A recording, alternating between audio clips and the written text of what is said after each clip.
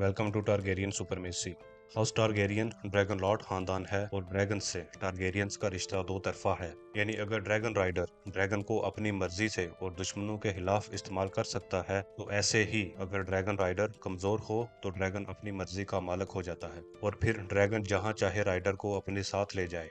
ये चीज हमने गेम ऑफ थ्रोन्स में भी देखी कि जब डेनेरिस टारगेरियन का ड्रैगन ड्रोगोन डेनेरिस को अपने साथ मरीन से दोथराकी सी में ले जाता है और वहां उड़ने से इनकार कर देता है।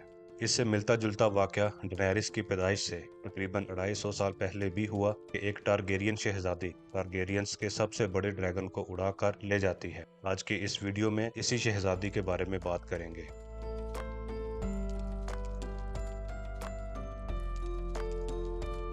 बादशाह जहारिस टारगेरियन अव्वल के बड़े भाई एगोन और बहन रेना टारगेरियन की दो बेटियां थीं, एरिया और रहेला। शहजादी रहेला तो ओल्ड टाउन में मजहबी तालीम हासिल कर रही थी, लेकिन एरिया जहारिस की जानशीन थी। वो किंग्स लैंडिंग में ही रहती थी, लेकिन फिर शहजादी रेना मगरब से ड्रैगनस्टोन आ गई और अपनी बेटी को भी साथ ले गई। किंग्स लैंडिंग के मुकाबले में ड्रैगनस्टोन एक खामोश जगह थी, यहाँ कोई रौनक नहीं थी और जिंदगी बहुत ही सादा थी। शहजादी एरिया की तबीयत शोर शराबे और शरारतों वाली थी, इसलिए उसका ड्रैगनस्टोन में दिल नहीं लग रहा था। एरिया की माँ शहजादी रहना भी अपनी सहेलियों के साथ गुम रहती और अपनी बेटी को कम ही वक्त दे पाती, जिससे एरिया ड्रैगनस्टोन की जिंदगी से उकता चुकी थी। जहारिस और शहजादी रेना की माँ अलाइसा वलारियन की मौत के बाद शहजादी को हौसला देने और दुख में शरीक होने के लिए मलका एलिसेन किंग्स लैंडिंग से ड्रैगनस्टोन पहुंची। वहां शहजादी एरिया ने अपनी मां रहीना के खिलाफ शिकायतों के अंबार लगा दिए और मलका के साथ वापस किंग्स लैंडिंग जाने की जिद की। जब मलका एलिसेन ने रहीना से इस बारे में बात की तो उसका शहजादी रेना ने बुरा मनाया और कहा कि मेरे पास अब मेरी बेटी ही बची है और उसको भी तुम अपने साथ ले जाना चाहती हो। इसके बाद मलका एलिसेन तो वापस किंग्स लैंडिंग आ गई, लेकिन दोनों माँ बेटियों शहजादी रहीना और एरिया में भरपूर झगड़ा हुआ और एरिया एक दिन गुस्से में आकर टारगेरियन खानदान के सबसे बड़े ड्रैगन ब्लेरियन को लेकर ड्रैगनस्टोन से उड़ गई। शहजादी रेना को जैसे ही इसकी खबर लगी वो किंग्स लैंडिंग पहुंची कि उसका पहला शक यही था कि एरिया किंग्स लैंडिंग में आई होगी, क्योंकि वो यही आने की जिद कर रही थी। लेकिन किंग्स लैंडिंग में बादशाह और मलका को पता भी नहीं था कि ऐसा कुछ हो चुका है। रहीना की इस खबर पर जहारिस ने संजीदगी से गौर किया। उसको शहजादी के साथ साथ बलेरियन की भी फिक्र होने लगी और उसने एसोस पर बलेरियन की मौजूदगी की कोई भी खबर जल्द अज जल्द किंग्स लैंडिंग पहुंचाने का हुक्म दिया। साथ ही शहजादी रेना एरिया को ढूंढने पूरे वेस्ट्रोस का चक्कर लगाने लगी। वो सबसे पहले ओल्ड टाउन पहुंची कि शायद एरिया अपनी बहन रहेला से मिलने यहाँ आई हो, लेकिन यहाँ भी एरिया का कोई नामो निशान ना मिला। ओल्ड टाउन से वो high garden, crack hall, कैसली rock, fair आइल पहुंची, लेकिन कहीं से भी एरिया की खबर ना मिली। अगले पूरे साल तक शहजादी रेना पूरे वेस्ट्रोस में एरिया की तलाश में घूमती रही। वो शमाल की बारोलैंड से डोन की सुर्ख पहाड़ियों और वेल के मून गेट से आर्बर जजीरे तक हर जगह पहुंची, जबकि जहारिस ने भी लॉर्ड्स को बलेरियन के नजर आने की कोई भी खबर जल्द अज जल्द किंग्स लैंडिंग भेजने का हुक्म दे रखा था। वेस्ट्रोस से तो कोई खबर ना आई, लेकिन एसोस में बलेरियन की मौजूदगी की गैर मुसद्दका खबरें जहारिस तक पहुंचती रहीं।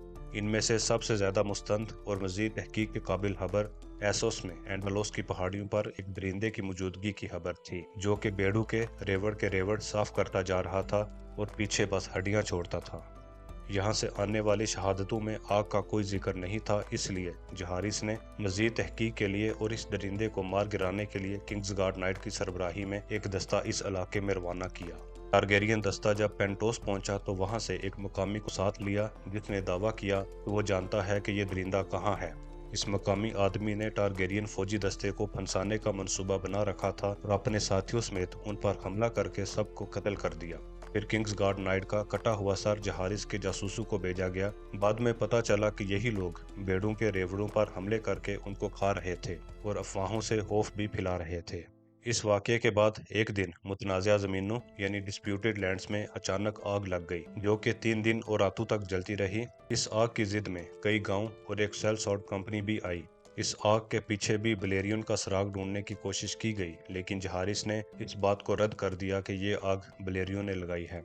اس کے بعد سلیورس بے کے شہر میرین میں جہاں اکھاڑوں میں لوگ غلاموں کو اپنی تفریح کے لیے لڑاتے تھے، وہاں بھی ایک ڈریگن کی موجودگی کی خبر کنگز لینڈنگ پہنچی۔ اس ڈریگن کو اکھاڑے میں باندھ کر غلاموں کو اس کے سامنے لایا جاتا تھا، جس سے تماش بین لوگ لطف اندوز ہوتے تھے۔ سیپٹن بارتھ نے اس ڈریگن کے بلیرین ہونے کو رد کیا کہ یہ ڈریگنز جیسی ہی ایک مخلوق وائیورنز ہیں، اور جنہوں نے ڈریگنز نہیں دیکھا وہ انہیں ڈریگن ہی سمجھتے ہیں۔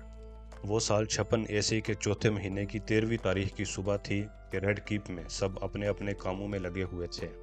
بادشاہ جہارس براوس کے آئرن بینک کے نمائندے سے مذاکرات کر رہا تھا، ملکہ ایلیسن بچوں کے ساتھ کھیل رہی تھی، اور باقی لوگ بھی اپنے کاموں میں مصروف تھے۔ لیکن ایک لمحے کے لیے سب کام کاج بھول گئے جب آسمان میں ایک چنگاڑ کی آواز آئی۔ ریڈ کیپ کی دیواروں پر کھڑے گارڈ نے آسمان میں ڈریگن کا کالے رنگ کا بڑا پر دیکھا تو ہارن بجایا۔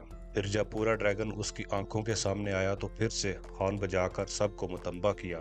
بلیرین دی بلیک ڈریڈ واپس کنگز لینڈنگ لوٹ آیا تھا۔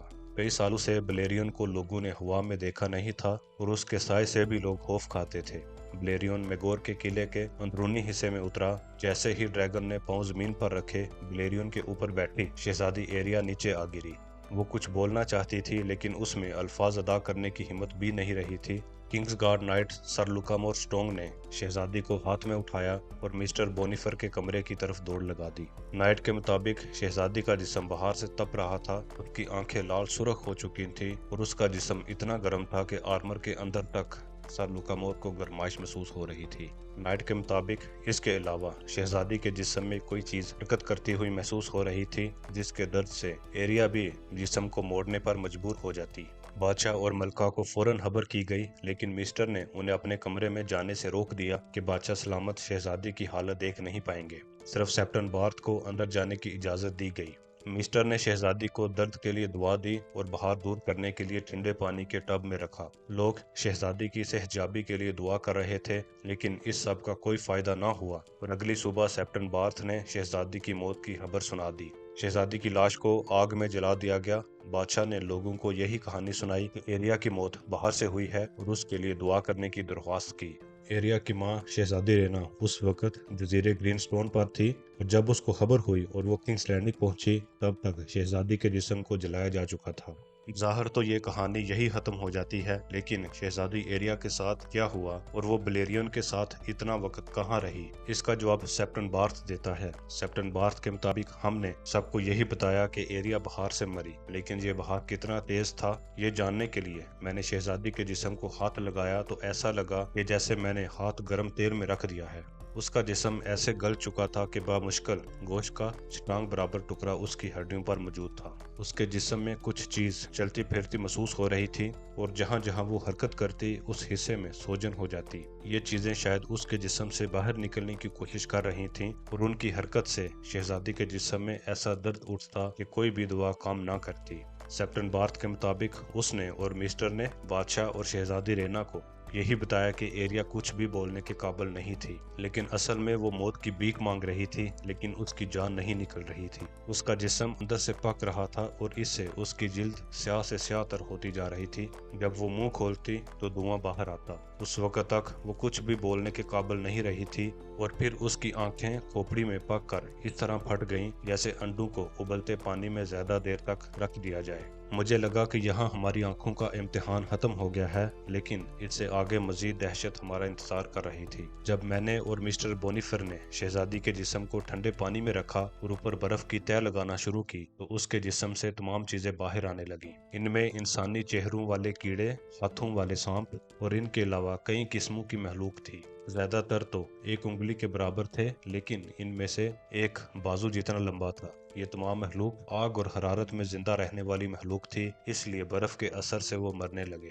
سیپٹن بارتھ مزید لکھتا ہے کہ شہزادی ڈریگن سٹون سے اڑنے کے بعد کہاں گئی کا سوال ابھی بھی باقی ہے۔ اس کی ماں شہزادی رینا کو پہلا شک کنگز لینڈنگ پر ہی تھا کہ ایریا کو وہاں جانا تھا، لیکن جب وہ وہاں بھی نہ ملی تو اولڈ ٹاؤن یا فیئر آئل کے بارے میں بھی سوچا، لیکن وہ وہاں بھی نہ ملی تو سب نے یہی سمجھ لیا کہ وہ ویسٹروس سے ایسوس کی جانب بھاگ گئی ہوگی، کہ وہ اپنی ماں سے دور جانا چاہتی تھی۔ لیکن میرے خیال سے سب غلط سوال پوچھ رہے ہیں۔ سوال یہ نہیں کہ ایریا بلیرین کو لے کر کہاں گئی، سوال یہ ہے کہ بلیرین ایریا کو لے کر کہاں گیا۔ کیونکہ شہزادی جب ڈریگن سٹون سے اڑی اس وقت وہ 13 برس کی بھی نہیں تھی، اور کسی عام ڈریگن کو تو وہ کنٹرول کر لیتی، لیکن بلیرین کو کنٹرول کرنا اس کے بس کی بات نہیں تھی۔ وہ شاید کنگز لینڈنگ ہی آنا چاہتی تھی، لیکن بلیریون نے اپنی من مانی کی اور واپس اس علاقے کی طرف چلا گیا جہاں سے وہ آیا تھا۔ بلیریون اینار ٹارگیرین کے ان 4 ڈریگنز میں سے سب سے چھوٹا تھا جب وہ ویلیریا سے ہجرت کر کے ڈریگن سٹون پہنچا۔ اس کے 200 سال بعد وہ ایک طاقتور بیسٹ بن چکا تھا، اور کچھ جادوگرنیوں کے علاوہ وہی جانتا تھا کہ ویلیریا تباہی سے پہلے کیسا دکھتا تھا۔ ویلیرینز صرف ڈریگن لارڈز ہی نہیں تھے بلکہ جادو میں ان کو مہارت حاصل تھی، اور ویلیریا کے آتش فشاں پہاڑوں کے نیچے وہ جانوروں کا انسانوں سے ملاپ کروا کر ان سے نئی مخلوقات پیدا کرتے۔ ویلیریا کی تباہی کے بعد کوئی بھی انسان اس علاقے میں جانے کی ہمت نہیں کرتا، لیکن اس کا یہ مطلب نہیں کہ وہاں کوئی بھی مخلوق نہیں ہے۔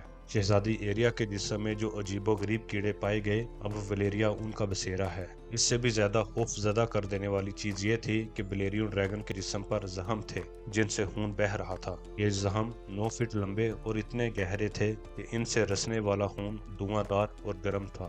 سیپٹن بارتھ نے ان چیزوں پر مزید تحقیق کی اور ایک کتاب ڈریگنز، وائیورنز، ورمز اور ان کی تاریخ نامی کتاب لکھی، جو کہ سیٹاڈل نے بین کر دی، اور پھر بادشاہ بیلور دی بلیسڈ کے دور میں اس کی کاپیاں جلا دی گئی۔ ہو سکتا ہے کہ سیپٹن بارتھ نے یہ باتیں بادشاہ جہارس سے بھی ڈسکس کی ہوں، لیکن بادشاہ کی طرف سے اسمال کونسل میں اس پر کوئی بھی بحث ریکارڈ کا حصہ نہیں ہے۔ جہارس نے ایک فرمان جاری کیا کہ کوئی بھی جہاز جو ویلیریا کے آس پاس کے علاقوں یا سمر سی سے آ رہا ہو اسے ویسٹروس میں لنگر انداز ہونے کی اجازت نہیں ہے، اور نہ ہی ویسٹروس کا کوئی فرد اس علاقے میں جائے گا۔ بلیرین کو نئے تعمیر ہونے والی ڈریگن پیٹ میں لے جایا گیا، اور باقی ڈریگنز کی حفاظت کے لیے بھی نئی تنظیم ڈریگن کیپرز قائم کی گئی، جن کا کام 24 گھنٹے ڈریگنز کی نگرانی کرنا تھا۔